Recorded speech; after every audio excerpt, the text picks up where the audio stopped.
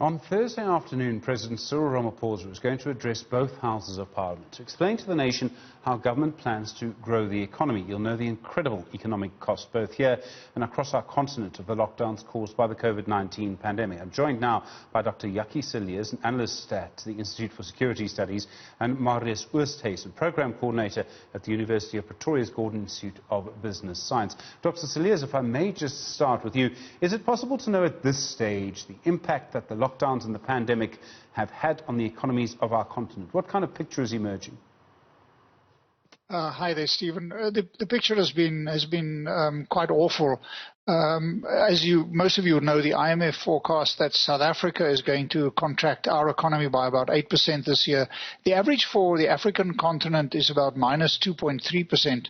Now, that translates into about an African economy that's about $200 billion smaller than it otherwise would have been. In other words, pre-COVID.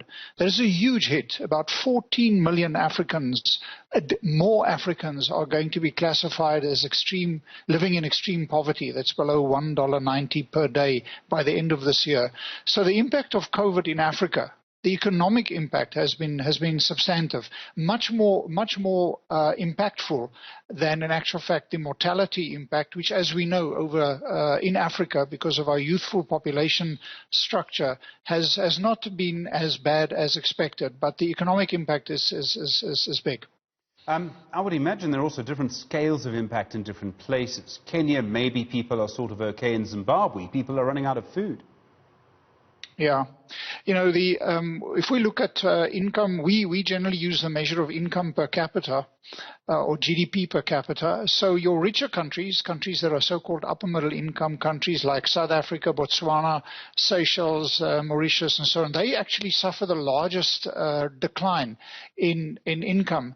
But people that live just below or above the extreme poverty line, they are the ones that will inevitably suffer the most. They may only have a small reduction in average incomes, but they live marginally.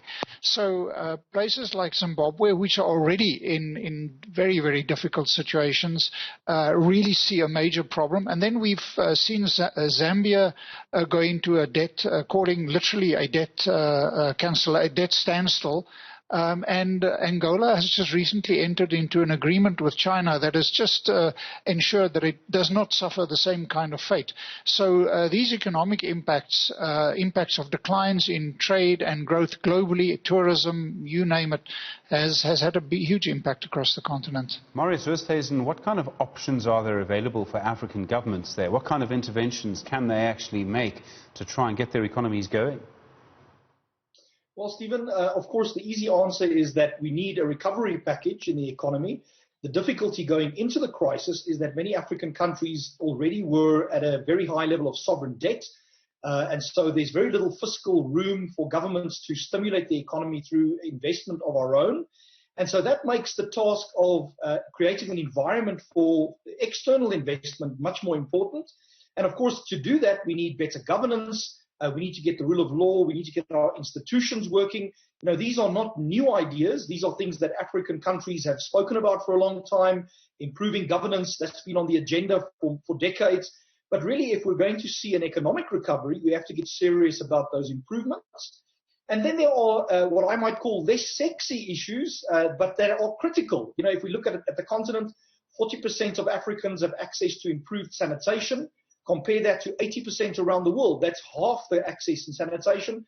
78% of Africans have access to clean water compared to 97% in the rest of the world. And so part of the lesson we've learned through COVID is that getting the basic infrastructure right in sanitation and water is fundamental to having better health outcomes and fundamental, therefore, to having a better economy. And so really Africa doesn't have a silver bullet option. It has to do a number of different things all at the same time. And I think at the center of that is the governance that will lead to better outcomes across all the other categories. So governance is one thing, infrastructure is important, we all understand that. But I would suggest, like South Africa, African governments also have the problem where there is a desire and a need and a demand and, frankly, an obligation to spend more money on social issues. I mean, basic income grants, food parcels, what have you. That means, Marius, that there is actually less money available for capital and infrastructure investment at a time when we need it the most. Right, and this is a classic case of being between a rock and a hard place. On the one hand, we desperately need long-term economic enablers, and infrastructure typically has a huge knock-on effect in growing the economy. But at the same time, we need immediate poverty alleviation measures, basic income that keeps people in a safety net, of course, investments in education and the fundamentals of building a better society that leads to better economic outcomes. In some cases, the chickens will come home to roost in countries where those investments in long-term development hasn't been made. And in some cases, as we're seeing in South Africa, wasteful expenditure on things like vanity projects, mismanagement in the public sector, state-owned enterprises that don't serve the national interest or the interest of the broader population, but perhaps only of the elite. All of these decisions have to be made, and if we look at the fiscal situation, they have to be made quite quickly. Dr. Cilliers, there's also a political impact to COVID-19 and the lockdowns. In almost all democracies, a sort of brief history of democracy from 1789 onwards suggests that if people get poorer, if food prices go up, that leads to demands for political change. Yes, I think that what is going to happen, unfortunately, is that the short-term impact of COVID is an increase in poverty and an increase in instability. And the reason is simply that governments have less money to spend on the provision of security. They can't provide the police and the institutions of the criminal justice system and the military and border protection agencies with the funding and the support that they previously could do.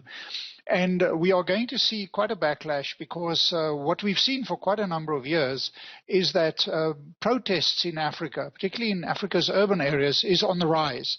On the one side, armed violence is on the decrease, but people are emboldened to take to the streets, and they are no longer as scared as they were, maybe under military regimes of the past, to do that. So we are going to see an increase in instability in Africa in the short term, because the demand, in actual fact, it's partly the demand for democracy that's driving that, because Africa is democratizing, and people are protesting and taking, no longer being prepared to accept the kind of measures that has happened in the past when governments just did what they wanted to do. We are holding our governments increasingly to account, but that comes with greater unrest, instability, and rioting, I think. Marius Oosthuizen, I mean, what we also see is that as democratization, and it's a long process, it's not just about, one vote once every 5 years. We see it here, for example. That's what political democracy was originally. Now it extends in all sorts of areas. People demand to be heard in the making of policy. That means making economic policy becomes harder and harder, and all the economists tell us in a situation like this, you don't have to be right, you have to act quickly. I think I agree with some of that, Stephen. I think on the one hand, democracies as they developed in Europe and the US often required very large-scale, long-term infrastructure development by the state in order to see the kind of economic gains and the social gains that would accompany democracy. We're living in a time where through things like renewable energy, through things like data, the disintermediation of business models, it's possible to unlock economic value by communities, for communities.